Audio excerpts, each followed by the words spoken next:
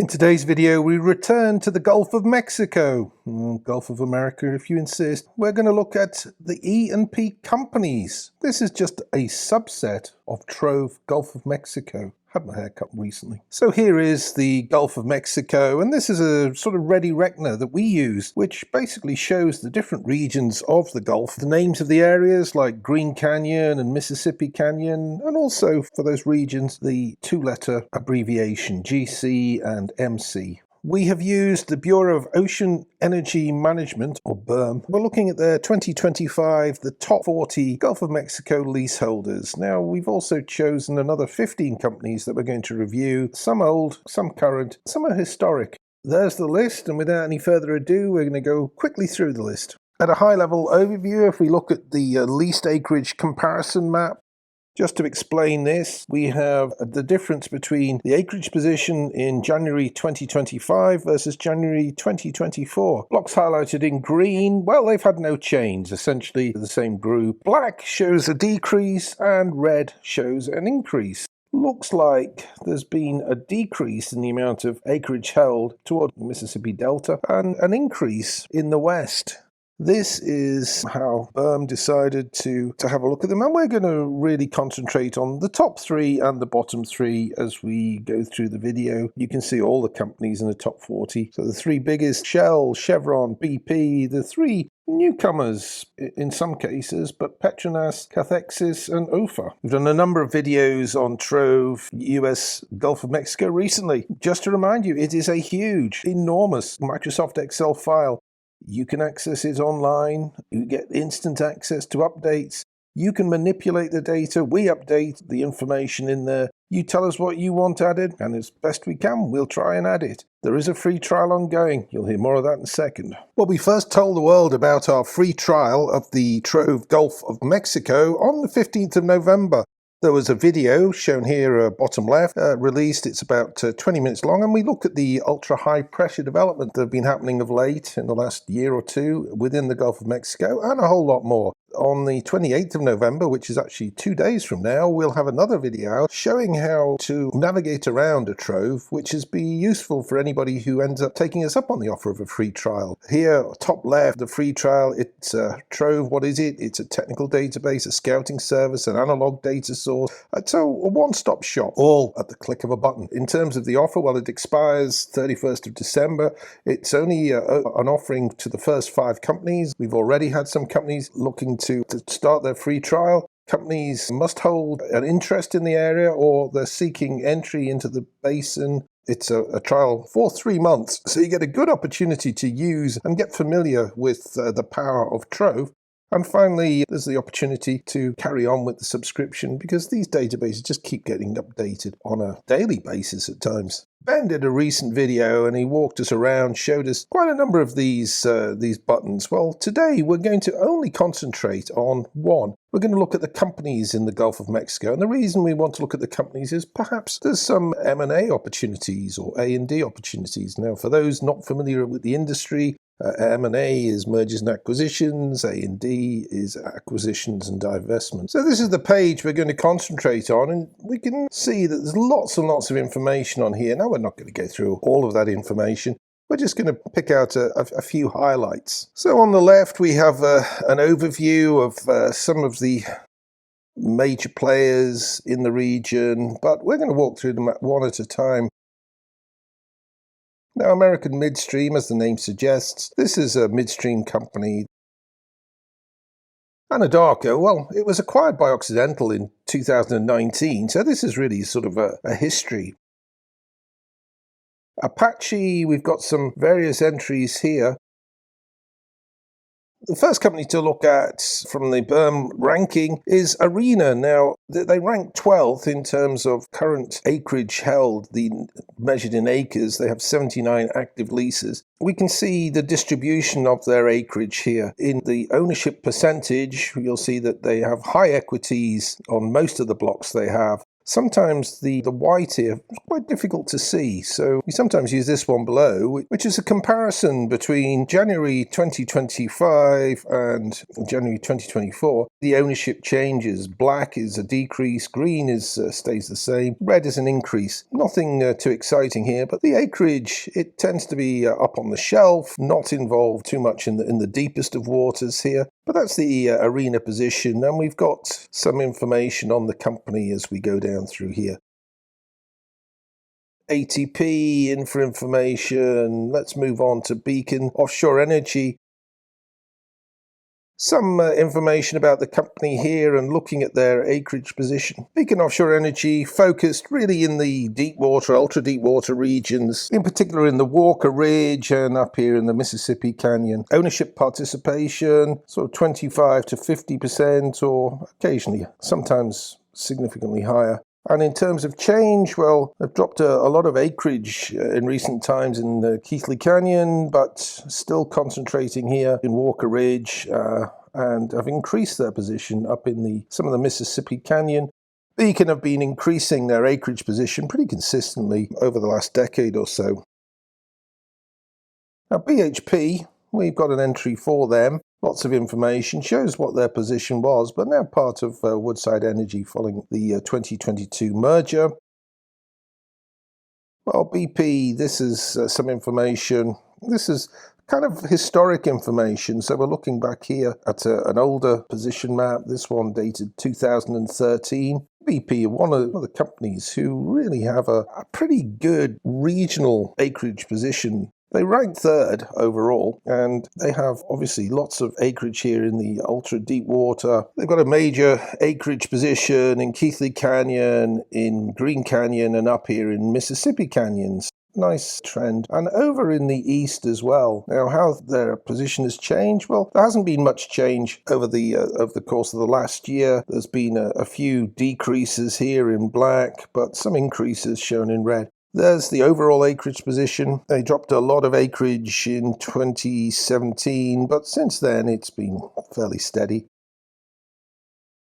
Moving on to Byron, ranked 31. They have some high equity positions up on the shelf. There has been a bit of movement here. Overall, they've been higher, currently a bit lower. And some information about the company for those who aren't familiar with them, as I wasn't.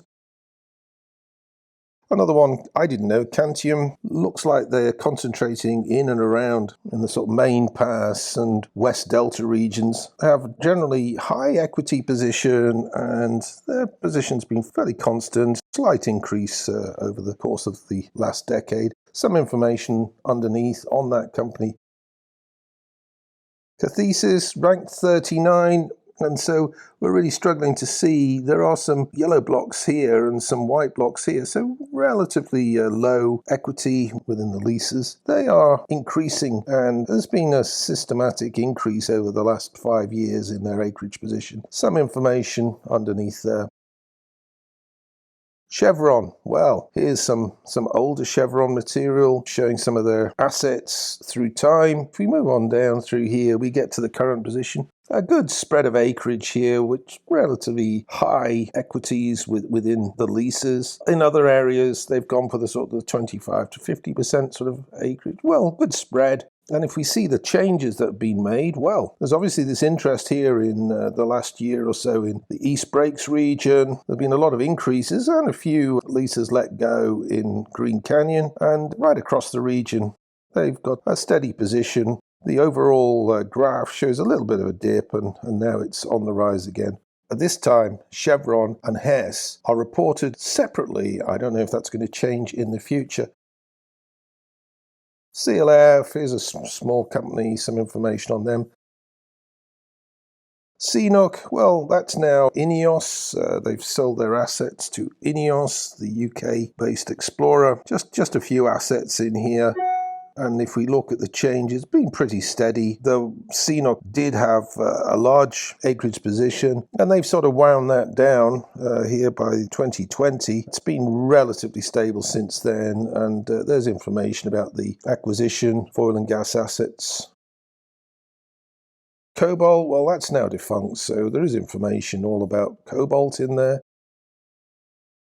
ConocoPhillips once second and now gone. I don't really fully understand this, what's happened with ConocoPhillips assets in here, but you can see the past exposure they had, and they've recently been announcing that they're selling various assets, in this case to Shell. Lots of other information, £735 million for their stake in these two fields, so, pretty significant. Plenty of M&A activity. Moving on to Cox, ranked 16. You can see they are very much a up-on-the-shelf type player, sometimes, often having very high equities within the leases, and in terms of change as well. Cox are the biggest year-on-year change, and it's a major decrease in their acreage position. They've actually got out of all these licenses here in black. They've pretty much remained the same. So there's obviously been a strategic decision in here to high-grade the acreage and to get out of a lot of leases. They have had a liquidity issue, and I think Chapter 11, there's a story about that. But a little bit of background and what they've been doing over time. Lots of information in here. DG, or Dynamic Group as they're known, another mainly shelf player here, high equities in the licenses, ranked 30th. In terms of change in the last year or so, DG are in third place for decreasing the amount of lease holdings that they have. The changes, not too many. They're now concentrated in the South Marsh and Vermilion areas. Some information on the company down here.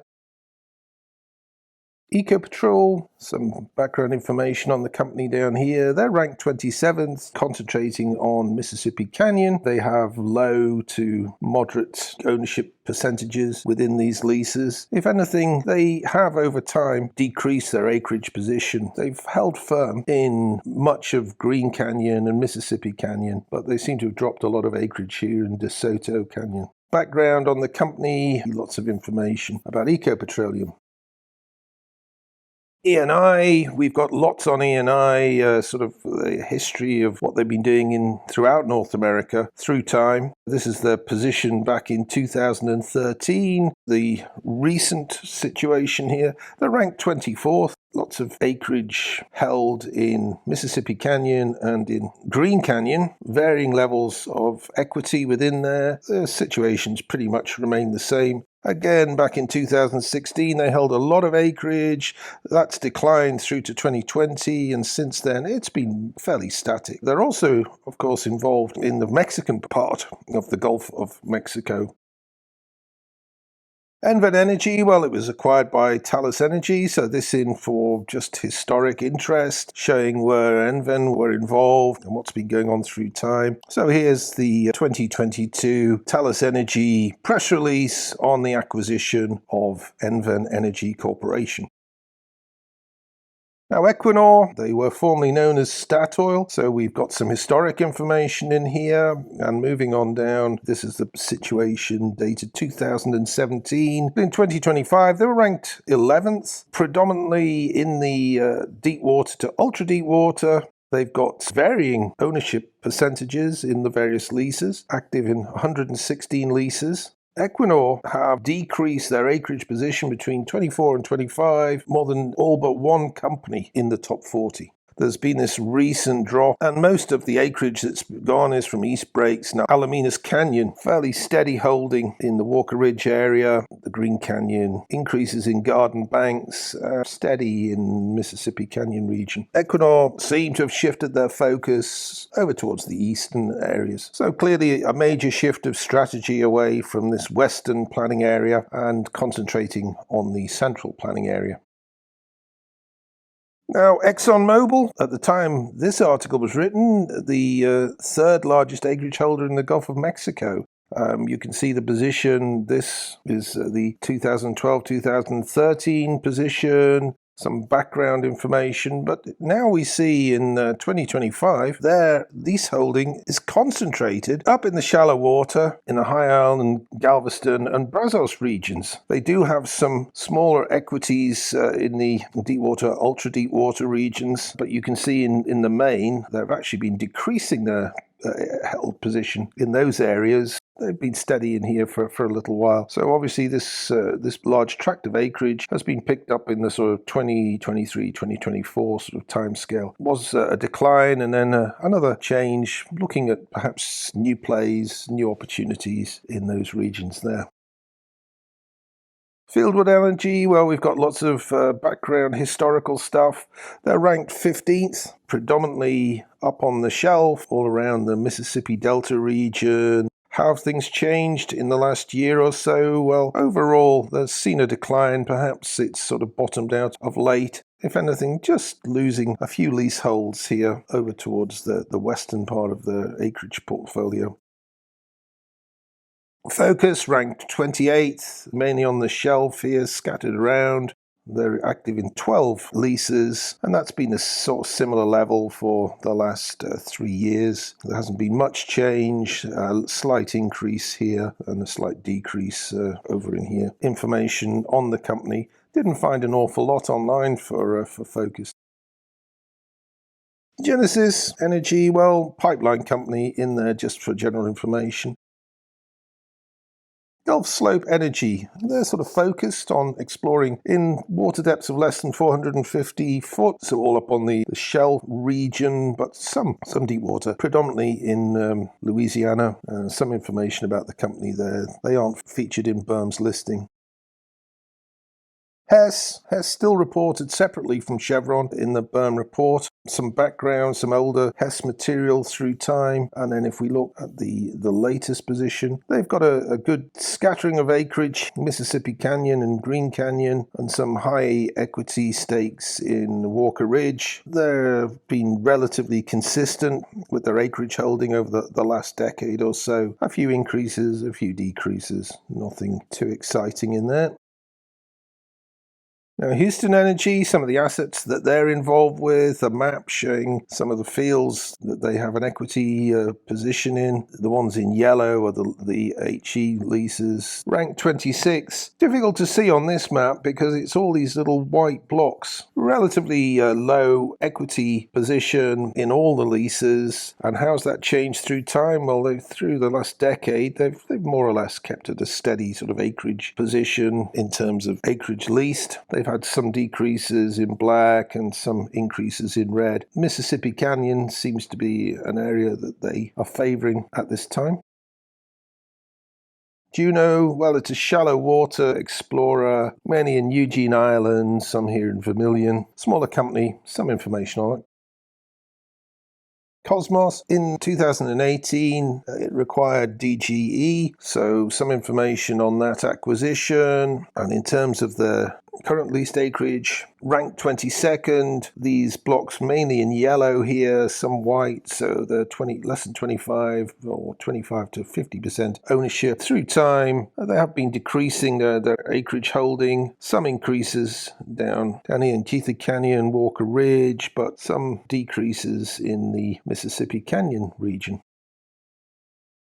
LLOG, Louisiana Land, some background information. They're ranked 7th, so they're quite a strong position. They have concentrated several areas here in East Breaks and Alaminos Canyon. They've got very high equities there. Over in Keithley Canyon, within Mississippi Canyon, a few other areas. Changes, well, this has been the big increase here over in the Western Planning area, with a few decreases in Mississippi Canyon and in the Walker Ridge. Overall, well, they had a bit of a low. They seem to be increasing leaseholding in the Gulf of Mexico in the last year or so.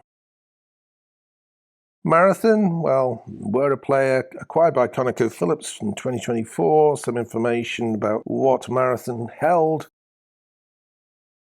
Moving on to Marubeni, ranked 35th. They're focused here in the deep water regions. They've got 9 active licenses. They've been pretty steady. But again, they sort of decline right down to about 2022, maybe steady in the last 3 or 4 years. Some information about the acquisition that was made back in 2010 when Marubeni acquired 4 fields from BP. MC Offshore, it's a small private indie. Some information on that company.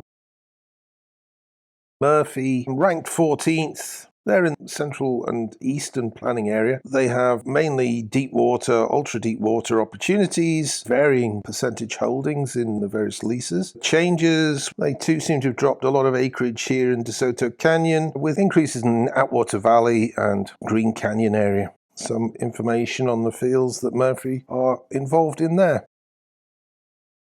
Navitas ranked 34th. They've got 17 active leases, higher equities in Walker Ridge and in Keithley Canyon. Acreage has been steady in the last year or so, but overall there has been a bit of a dip and then they've picked up again. Some information on Navitas. Enven Energy, well, that was acquired by Chevron back in 2020, so there's just a whole map of their position back in 2012 by the looks of things. Occidental, they're the fourth-ranked company in terms of acres currently leased, with 272 active leases, a very good spread right across the board, generally high to medium percentage ownership throughout the leases they're in. And if we look and see how that's changed, it's been steady through time. The number of leases has gone up, but the acres held has been relatively constant for the last half a dozen years or so. Some information about the assets that they have. Now, Ofer, well, they're ranked 38 out of the top 40. They're active in 18 leases. In terms of growth, well, they head the list. There's been a major increase. They're essentially the new kids on the block. They've taken up a significant acreage position in the very deep water Keithley Canyon. They've got their assets here in Green Canyon and some information about the group. Orinoco ranked 32nd, mainly in the shallower water regions across the area. In terms of change, it doesn't seems to have been fairly steady for the last 2 or 3 years, although there's been a steady decrease through time in acreage held. Some information. This one based on AI. Not going to guarantee that it's always correct, but not easy to find information on Orinoco online. Petrobras, here's a 2012 view. The current view, it looks like there's a lot less involvement from Petrobras. They are here in the deep, ultra-deep water regions, ranked 25th, and they've kind of been steady acreage position now for much of the last decade, having seen this decrease from 2016 to 2018. Petronas ranked 40th in the listings, active in 17 licenses. They're difficult to see, but there are all these white ones here in this ultra-deep water, deep water region, and there has been a change in the last year. They've basically decreased their ownership in a number of leases in the Walker Ridge area. Red Willow focused on infrastructure-led explorations, exploring very near to the assets they're involved with. They generally have quite low ownership percentage here, active in 79 leases, and the change through time, well, been relatively constant for the last decade or so. More information on Red Willow. Moving on to Renaissance, ranked 29, again another shelf player. They have relatively high ownership percentages in the blocks that they go for. They've been fairly steady for the last 5 years in terms of the acreage held. Some information on some of their key assets. Repsol, they're ranked 8, active in 131 leases, deep water, ultra deep water in the western and central planning areas. A swath of leases here in Mustang Island, going up to Matagorda Island. Repsol have shown the second highest increase of any company in the top 40 ranking, and the increases have been in this westerly area, also increases in Atwater Valley region, fairly steady acreage position. Overall, their acreage has rocketed back up in 2025, so major increase. Some speculation as to what might be happening to Repsol, this dated November the 30th, 2025, and some information about recent activity in the Leon Castile region. So just an example of what's going on there. Fieldwood Energy, they've got lots of assets here, deep water, ultra deep water, there's listings here and the strategy. They're concentrated in this Green Canyon or the Eastern Green Canyon region, and they generally have less than 50% ownership in the leases. In terms of changes, well, there has been a decrease in the last few years. There's been quite a number of relinquishments in Mississippi Canyon, some increases to the west. And so we come on to Shell. This is a 2015 view, some background information. This one a 2013 view. This is their current 2025 ownership. High percentage ownership in DeSoto Canyon and Eastern Mississippi Canyon. Varies, as you can see. This is a core region here in the Garden Banks region. And again, another focus center in the Atwater Valley region. How has their acreage changed over the last year? Well, through time and the last decades, it's been reasonably constant. There have been quite a number of decreases here in the Alaminos Canyon and East Breaks region, but increases in this central area. A few other trends you can see in there. Some leasehold changes in Mississippi Canyon, both decreases and increases. Superior Energy, they're ranked 36th. They've got just 4 active leases. You can see them all here in the top end of Green Canyon. There hasn't been any change in the last year. In fact, there hasn't been any change in the last decade. Talos Energy, well, here's an older map showing their position not just in the US Gulf of Mexico, but also down here in the Mexican part of the Gulf of Mexico. And we have a trove that covers this entire region, the entirety of Mexico offshore, and indeed Mexico onshore, and indeed Texas onshore. The current acreage position here, higher equities, it looks shorewood, and lesser percentage leasehold in deeper water. That probably is a strategy, but very active here in Mississippi Canyon and Green Canyon. And in terms of acreage, there's been a general growth in time. Some of that probably involves acquisitions. They've been decreasing in some regions in Green Canyon and in Mississippi Canyon, but also increases. So overall, an increase in 2025. Speculation that there could be some talks ongoing. There's Linda Cook of Harbour Energy. And Talos are involved in the very exciting Daenerys discovery that's been made earlier this year.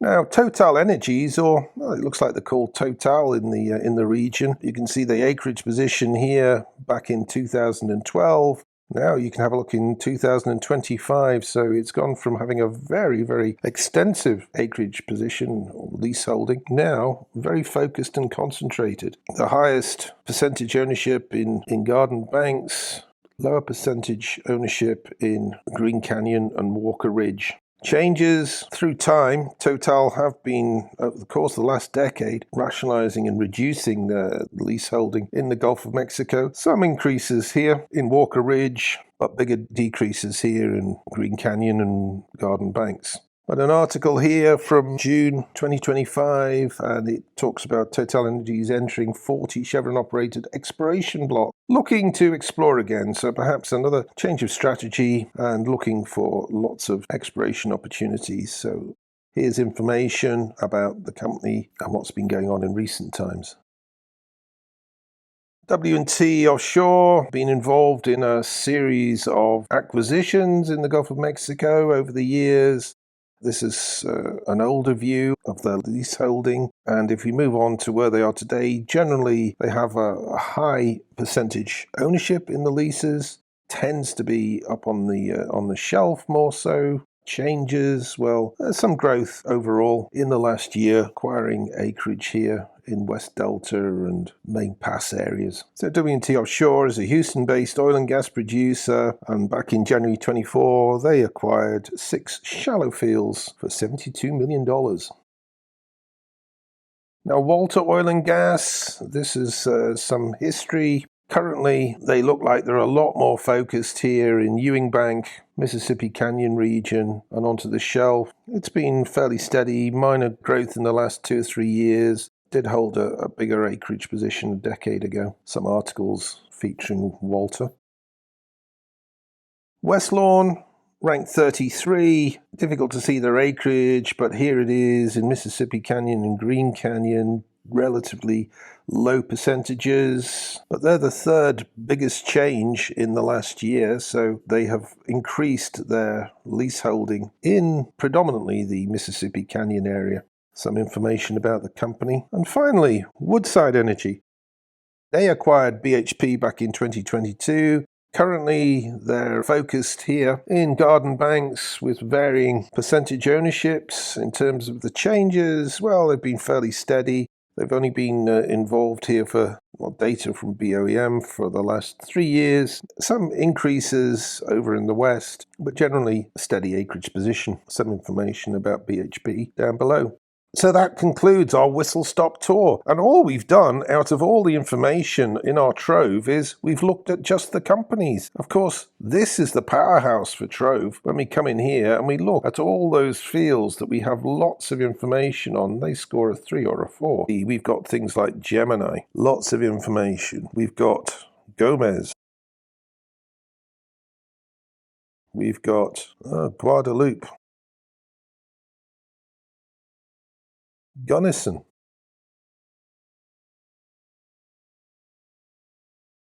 Hadrian North and South. Hoover.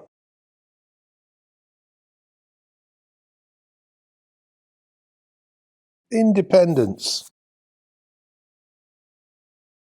You get the idea, and all this can be available to the first 5 companies on a free trial, so get in touch today. Now, we've done a number of videos now on the Gulf of Mexico, the US Gulf of Mexico. We'll maybe give it a break for a while.